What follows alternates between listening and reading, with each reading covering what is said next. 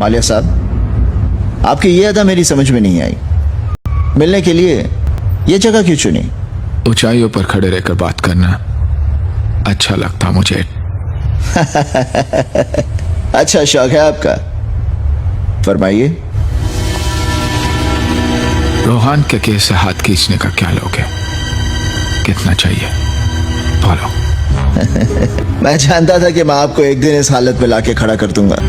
आपने अपनी बाजी खेल ली मिस्टर मालिया, अब कानून अपनी बाजी खेलेगा। कानून क्रेजी। सिंधिया, ये बाजी खेलकर तुम्हें कुछ मिलने वाला नहीं। जिंदगी में आज तक मैं हारा नहीं और जीतूंगा मैं अब भी। देव मालिया से हाथ मिलाओगे तो नुकसान से बच जाओगे। हार तो तुम्हारी हो चुकी है मिस्टर मालिया, सिर्फ घुटने टेकने बाकी हैं। कानूनी कार्रवाई अभी तक पूरी नहीं हुई, वरना यह काम भी अब भी हो जाता। संध्या, तुम्हें पता नहीं तुम किससे उलझ रहे हो। पता है मुझे।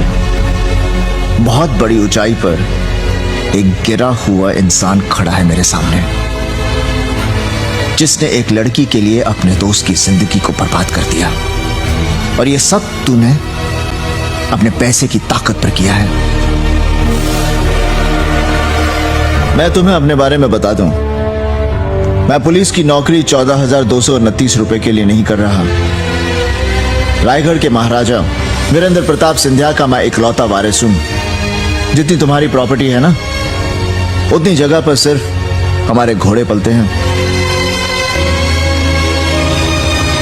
मिस्टर मालिया, अब आप अपनी दौलत के नशे से बाहर निकलिए और जेल की जिंदगी जीने की आदत डालिए, क्योंकि जेल में देव मालिया हो या फकीर, दोनों को सोने के लिए 6x3 की कोठरी और एक जैसा कंबल मिलता है। और हां, झूठ और फरेब से जो जितनी भी ऊंचाई पर खड़ा होता है, उसे एक दिन उतना ही नीचे देखना पड़ता है। तुम्हारे साथ यही होगा।